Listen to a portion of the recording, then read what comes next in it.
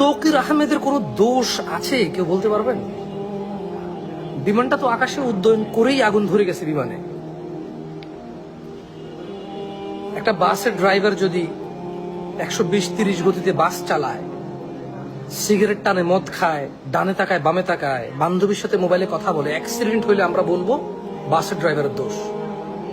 কিন্তু একটা 100 বছর, 50 বছর, 80 বছর পুরনো একটা বাসের মধ্যে বসছে, যার ইঞ্জিনে কাট কাট কাট করে সাউন্ড করে, শব্দ করে, শুধু বডি টুকুর অংশং করে দিয়ে দিছে, ব্রেক কাজ করে না বা করে না, মাত্র নতুন ঠিক করছে, ইঞ্জিন অয়েল ঠিক করছে, বাসের মানে মানে কি একটা যা তা অবস্থা। তারপরে আবার বাসের এখানে টেস্ট ড্রাইভ চলতেছে যে তুমি 80 কিলোমিটার বেগে চলতে হবে, তুমি ঢাকা শহরের অমুক রাস্তা দিয়ে চলতে হবে, এছাড়া তোমার কাছে পরীক্ষা দেওয়ার কোনো রাস্তা নাই।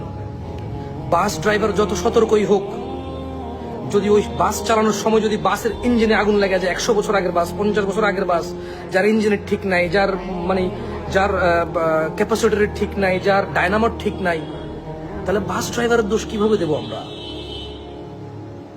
রাষ্ট্র ছোট্ট ছোট্ট কোমলমতি অনেকগুলো ভবিষ্যৎ হারিয়েছে তা না, রাষ্ট্র বর্তমানও হারিয়েছে। এ রাষ্ট্র যে ভবিষ্যৎ হারাইছে তা না। বাংলাদেশে কতজন পাইলট আছে?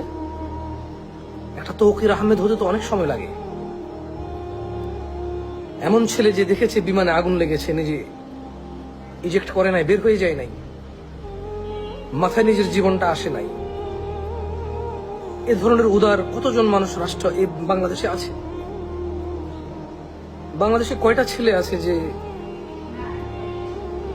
বিমান পড়ে যাবে, সে বেরিয়ে যাবে ওখান থেকে, বাট সে ইনস্ট্যান্ট বের হয় নাই? তো মানুষকে ভালোবাসার মতো মানুষ বাংলাদেশে কতজন আছে যারা ওই স্কুলে খুবই নির্মম ভাবে আহত এবং নিহত হয়েছে? তারা তো জানতো না কিভাবে বাঁচবে, উপায় নাই। তারা জানতো না যেটা পড়ে যাবে। যখন বিমানে আগুন লাগছে, তৌকির আহমেদ তো এটা জানতো এখান থেকে কিভাবে ইজেক্ট হয়ে বের হয়ে চলে যাওয়া যায়। তৌকির আহমেদ নিশ্চয়ই এই ট্রেনিং পেয়েছিল, সে চেষ্টা করেছে যাতে কোনো জনবহুল এলাকায় না পড়ে, হয়তো আল্লাহু আলাম, আল্লাহ ভালো জানে।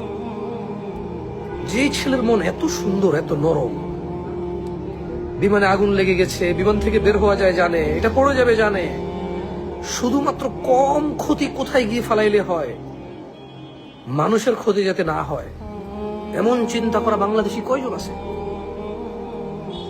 ছোট ছোট বাচ্চাগুলো তো জানতো না how to save there selves. তারা জানতো না যে কিভাবে আমরা